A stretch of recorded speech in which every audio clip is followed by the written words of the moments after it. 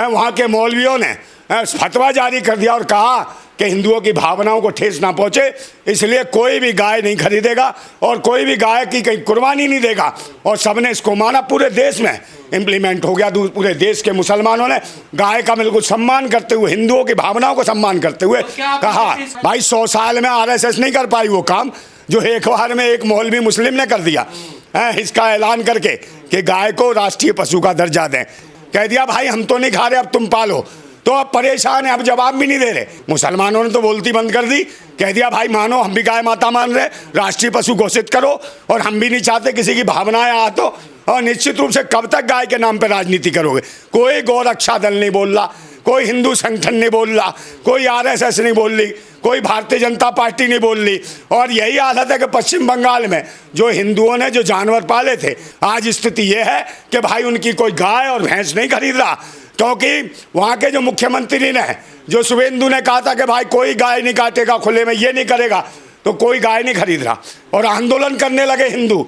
कोई योगी आदित्यनाथ को डॉक्टर थोड़ी है जो इन्होंने कह के इलाज कर देंगे। मगर कोई बाहर रोड पे अगर किसी भी प्रकार से इस तरीके से नमाज पढ़ेगा तो उसका इलाज कर दिया जाएगा। और दूसरे नंबर ये भी कहा कि भाई शिफ्टों में नमाज पढ़िए। तो भाई 5 टाइम की तो नमाज वैसे ही होती है, 5 टाइम का तो वैसे ही उसका बना हुआ रूल है। और मगर ये शिफ्टों में बताने कोई मौलवी थोड़ी हो गए हैं भाई योगी आदित्यनाथ। तुमको क्या जरूरत है भाई? ये देश है जो है धर्मनिरपेक्ष राष्ट्र है, इसमें हर धर्म, हर संप्रदाय, हर मजहब को कहीं ना कहीं सबको समान अधिकार है, सबको पूजा करने का अधिकार है। भी तो ठीक नहीं। अरे भाई सड़क पे जब आप ये देखिए कावड़ यात्राएं निकलती हैं, पूरा महीना गर्दा उड़ा देते हैं और तो और होटलों पे तोड़ फोड़ मचाते हैं, तो ये वो लोग हैं। तो भाई इनके खिलाफ कौन करेगा? और जो होलिका दहन करते हैं भाई, हर रोड हर चौराहे पे बड़े बड़े जगह होलिका दहन करते हैं, होलिका जलाते हैं, तब क्या बंदित नहीं होता? क्या तब बंदित नहीं होता? तब कुछ नहीं होता, तब कोई दिक्कत नहीं है। और जब भाई दिवाली आती है, दिवाली पर पूरी रात भर बम पटाके, भाई कई बहुत सारे हृदय रोगी होते हैं, कोई किसी को हार्ट अटैक पड़ जाए फिर क्या करोगे? तो पूरी रात भर बम फोड़ते हैं, क्या उसकी अनुमति ली जाती है?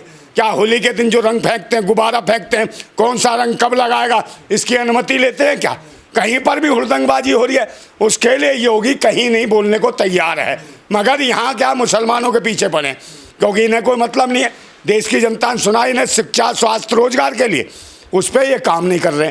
सिर्फ हिंदू मुसलमान, मंदिर मस्जिद, सिर्फ यही कर रहे हैं। कई मज़ारें तोड़ दी जा रही हैं। भोजशाला को लेके आ गए, जिस भोजशाला का मामला था उसी का सर्वेक्षण करा के और वहाँ कह दिया कि भाई ये तो मंदिर है, मस्जिद नहीं है, मस्जिद करो बंद है। तो भाई ये न्यायालय ने, इंदौर न्यायालय ने फैसला सुना दिया और मस्जिद वहाँ की जो है बंद करा दी, जबकि मस्जिद 700 सालों से लगातार वहाँ इबादत होती रही है।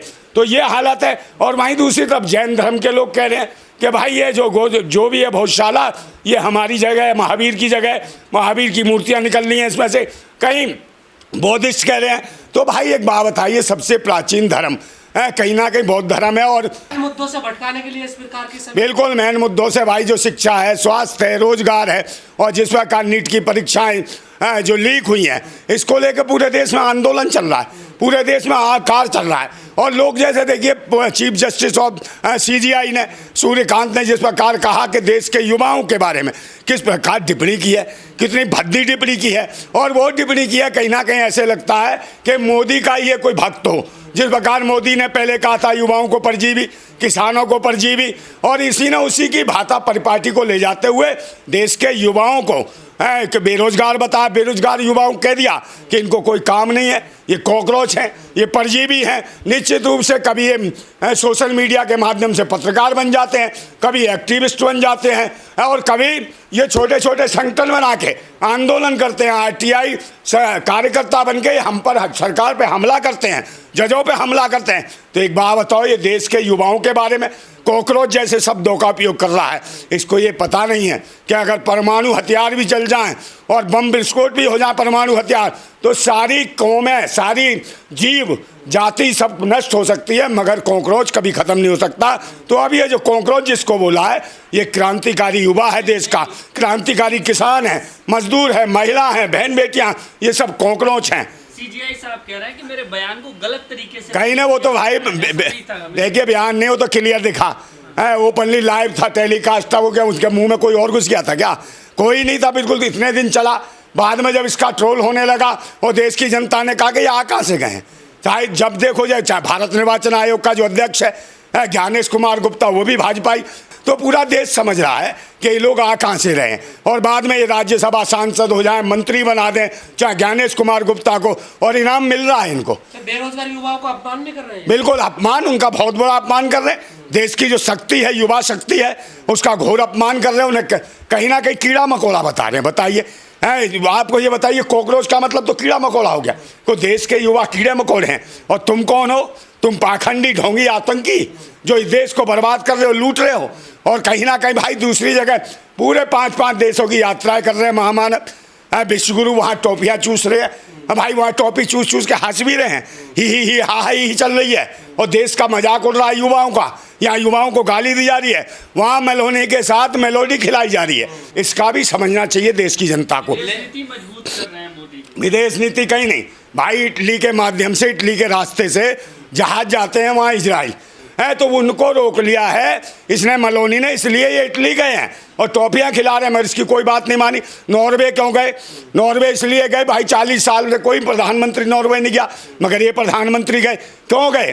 क्योंकि अडानी की कहीं ना कहीं कंपनी पे, उस पर कहीं ब्लैक लिस्ट में डाल रखा था, उसे ब्लैक लिस्ट से आउट कराना चाहते थे, उसके लिए गए हैं। तो लोग कह रहे हैं भारत के लिए नहीं, ये अडानी के लिए गए थे वहाँ पर नॉर्वे में। और नॉर्वे की एक पत्रकार ने जब सवाल पूछा तो बोलती हो गई बंद, अंग्रेजी तो आती नहीं ने, देखने लगे, और हिंदी भी नहीं आती, क्योंकि भारत के पत्रकारों को ये कभी नहीं देते हैं इंटरव्यू, और इनकी हो जाती थी हालत ख़राब। और वहाँ जाने के बाद हालत ये है कि हमारे भारत की मेन स्ट्रीम मीडिया वहाँ की नॉर्वे की पत्रकार को बता रही है कि पत्रकारिता कैसे होगी, जबकि नॉर्वे की पत्रकारिता नंबर 1 पत्रकारिता है पूरी दुनिया में, 180 देशों के अंदर है, 157वें नंबर पर हमारे भारत की पत्रकारिता आती है, इतनी गिरी हुई।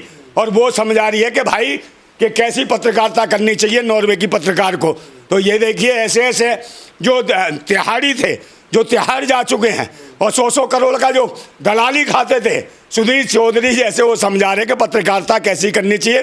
तो दलाल मीडिया को ये समझ जाना चाहिए देश की दुर्दशा और दुर्गति, और देश के युवाओं को जो कॉकरोच और कीड़ा मकोड़ा जो बुलवा रहे हैं, यही मेन स्ट्रीम मीडिया के लोग हैं। इनका निश्चित रूप से देश की जनता, यही कॉकरोच युवा, यही कॉकरोच किसान, यही कॉकरोच महिला, यही कॉकरोच देश का क्रांतिकारी युवा नौजवान, इनका उतारेगा भूत निश्चित रूप से, और कोई नहीं बचा पाएगा इन्हें। लेकिन ये क्या जरूरी है कि भाई कॉकरोच जनता पार्टी बना ली? अब एक सीजीआई ने थोड़ी सी बात क्या कह दी? देखिए, कॉकरोच जनता पार्टी नहीं है, जिस प्रकार आरएसएस है, मगर उसी प्रकार ये भी है कांग्रेस जनता पार्टी है। कोई चुनाव मैदान में थोड़ी जा रही, ये भी देश की सेवा कर रही है। ये भी देश के कहीं ना कहीं जो भ्रष्टाचारी हैं, जो अत्याचारी हैं, जो उग्रवादी हैं, जो आतंकी हैं, उनके खिलाफ ये जो है कांग्रेस जनता पार्टी काम करेगी। और इस कांग्रेस जनता पार्टी में बहुत सारी विंगें बनने जा रही हैं। महिला कांग्रेस जनता पार्टी है, कहीं ना किसान कांग्रेस जनता पार्टी है, और कहीं ना कहीं युवा कांग्रेस जनता पार्टी, जवान कांग्रेस जनता पार्टी, दुनिया भर की चल रही है क्रांति, कांग्रेस क्रांति फौज जनता पार्टी, बहुत सारी चीज़ें चल रही हैं। ये कहा जा रहा है कि इसके पीछे कोई षड्यंत्र है, कोई बहुत बड़ी भारत विरोधी साजिश लग रही है। कोई भारत विरोधी नहीं, इनको तो देखिए किसान आंदोलन था, तब ये कह रहे थे पाकिस्तान फंड कर रहा है, विदेशी फंड कर रहे हैं, अब ये भी पाकिस्तान से जोड़ के दिखाने लगे। तो जो कुछ इनके बस की कुछ नहीं है। जो भी कोई काम करे, देश में आंदोलन करे, अपने हक अधिकार की बात करे, वो पाकिस्तानी हो गया। और यही दूध के धुले हो गए। इनसे बीफ एक्सपोर्ट जो है ना, वो बंद नहीं हुआ, और देश को दूसरे नंबर बीफ एक्सपोर्ट में बना दिया पूरी दुनिया में। और गाय की हत्या हो रही है, ये मैं नहीं कह रहा, ये तो अभी मुक्तेश्वरानंद जो शंकराचार्य ने कहा, कहीं ना कहीं पश्चिम बंगाल में वहाँ के मौलवियों ने फतवा जारी कर दिया और कहा कि हिंदुओं की भावनाओं को ठेस ना पहुँचे, इसलिए कोई भी गाय नहीं खरीदेगा और कोई भी गाय की कहीं कुर्बानी नहीं देगा। और सबने इसको माना, पूरे देश में इम्प्लीमेंट हो गया। पूरे देश के मुसलमानों ने गाय का बिल्कुल सम्मान करते हुए, हिंदुओं की भावनाओं को सम्मान करते हुए कहा इसको राष्ट्रीय पशु घोषित करना चाहिए। भाई 100 साल में आरएसएस नहीं कर पाई वो काम जो एक बार में एक मौलवी मुस्लिम ने कर दिया, इसका ऐलान करके कि गाय को राष्ट्रीय पशु का दर्जा दें। कह दिया भाई हम तो नहीं खा रहे, अब तुम पालो। तो अब परेशान है, अब जवाब भी नहीं दे रहे हैं, जबकि केंद्र में भाजपा, प्रदेशों में भाजपा अब बोलती हो गई है बंद। तो अब क्या गाय के नाम पर राजनीति होगी? बिल्कुल, गाय के नाम पर राजनीति कैसे होगी? मुसलमानों ने तो बोलती बंद कर दी, कह दिया भाई मानो हम भी गाय माता मान रहे, राष्ट्रीय पशु घोषित करो, और हम भी नहीं चाहते किसी की भावनाएं आ तो। और निश्चित रूप से कब तक गाय के नाम पर राजनीति करोगे? कोई गौ रक्षा दल नहीं बोल रहा, कोई हिंदू संगठन नहीं बोल रहा, कोई आरएसएस नहीं बोल रही, कोई भारतीय जनता पार्टी नहीं बोल रही। और यही हालत है कि पश्चिम बंगाल में जो हिंदुओं ने जो जानवर पाले थे, गाय और भैंसें पाली थी, ईद के मौके पे वो बेचते थे और पालते थे, तो उसके लिए कर्जा लिया, लोन लिया बैंकों से। आज स्थिति ये है कि भाई उनकी कोई गाय और भैंस नहीं खरीद रहा, क्योंकि वहाँ के जो मुख्यमंत्री ने, जो शुभेंदु ने कहा था कि भाई कोई गाय नहीं काटेगा खुले में, ये नहीं करेगा, तो कोई गाय नहीं खरीद रहा। और आंदोलन करने लगे हिंदू और रो रहे हैं, सर पटक रहे हैं, मुसलमानों के घर द्वार द्वार जा रहे हैं कि गाय खरीद लो, भैंस खरीद लो, मगर कोई मुसलमान खरीद नहीं रहा। स्थिति ये है कि शुभेंदु अधिकारी को कहना पड़ा मुसलमान भाइयों से कि मुस्लिम भाइयों गाय खरीद लो, कोई बात नहीं है। तो मुसलमान भाई अब कैसे खरीद ले, जब वो बहिष्कार कर चुके, वो गाय माता मान चुके, मुसलमान गाय को माता मान चुके, तुम मनवा रहे थे।